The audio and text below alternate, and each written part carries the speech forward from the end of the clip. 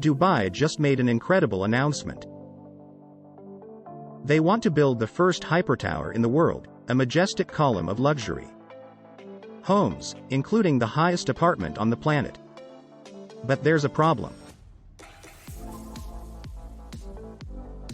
Luxury apartments are hard to sell, and there's a chance this tower could end up abandoned and empty, just like other massive skyscraper projects in the past. In this video, we'll explore the ambitious plans behind the Burj Binghatti and try to imagine what kind of person would possibly want to live there. Before starting the video, make sure to subscribe to our channel, The Dubai Method. When the initial plans for the Burj Binghatti were first unveiled, at the start of November 2022, it was described as the world's first hypertower.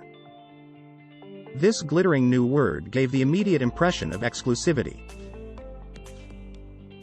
And that's exactly what this project is all about. There are two companies behind it, both of which operate right at the top of the global luxury market. The first is Binghatti, a high-end property development company based in the UAE. The second is Jacob & Co., who have no experience in property. Instead, they specialize in luxury jewelry, with some of their more extravagant pieces costing $1 million or more. Their wristwatches are especially sought after, with uniquely detailed designs. These watches attract famous customers, including Elton John, 50 Cent, Cristiano Ronaldo, and Mariah Carey. Jacob & Company want the Burj Binghatti to be the residential equivalent of their watches. A tower so luxurious, and so staggeringly pricey, that only the cream of high society could ever afford to live there.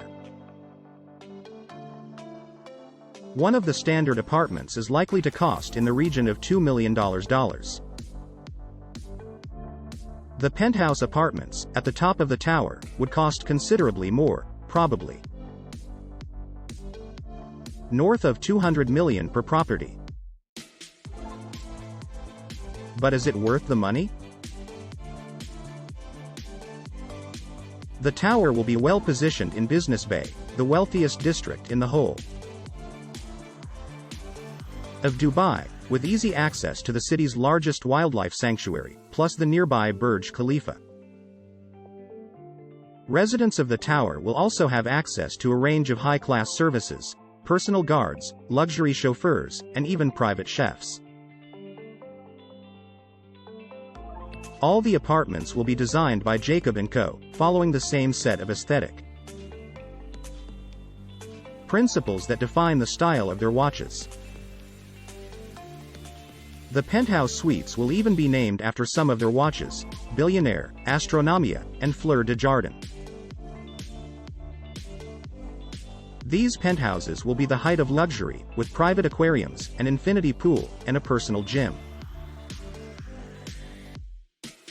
If all of this wasn't enough already, the tower will also be topped by a bejeweled crown, a soaring lattice of sparkling gemstones which shine in the desert sunlight. Just like the luxury apartments below, this crown will be designed by Jacob & Co. in a style that mimics the iconic forms of their globally famous jewelry. And still, there's more. To emphasize the sense of exclusivity, Jacob & Company want the Burj Binghatti to break some records. First and foremost, they want it to be the tallest fully residential building in the entire world. If this threshold is reached, the apartments right at the top of the tower will be the highest homes on the planet. Not many people can claim to own a property more exclusive than that. But the question remains: would these apartments sell? As things stand, the record for the tallest residential building is held by Central Park Tower, one of 8 skyscrapers in New York City which stand in a line known as Billionaire's Row. Central Park Tower soars to a height of almost 500 meters, significantly taller than the Empire State Building, and second only, in the whole of America, to the One World Trade Center. Central Park Tower was completed in 2021, at a final cost of more than $3 billion. The apartments were marketed at the rich and famous, with the average price of a home in the tower costing $22 million, even more than the apartments in the future Burj Binghatti. As for the penthouse, the current record holder for the highest home on Earth, it was launched on the market in 2022 at a starting price of $250 million. But this penthouse is struggling to attract a buyer. The same is true of the cheaper apartments. As of August 2021, almost half of all the luxury apartments in Billionaires Row were still unsold, with all 8 skyscrapers struggling to cover their initial costs. Maybe billionaires don't want to live in skyscrapers. Maybe they'd prefer to buy freestanding homes with grounds and gardens instead. This problem isn't exclusive to New York City. Dubai is also home to a number of residential skyscrapers, and the tallest of these, Marina 101, has been stuck in a state of incompletion since 2017. The original developer, Sheffield Holdings, ran out of capital after failing to sell as many apartments as originally planned. The Burj Binghatti could easily run into similar issues. History paints a clear picture. Luxury apartments in residential towers are extremely hard to sell. So why are Jacob & Company so keen to embark on such a clearly risky venture? Maybe they're not. Announcing a project is not the same as going ahead with it, and the proposed tower might just be a stunt to generate hype and publicity.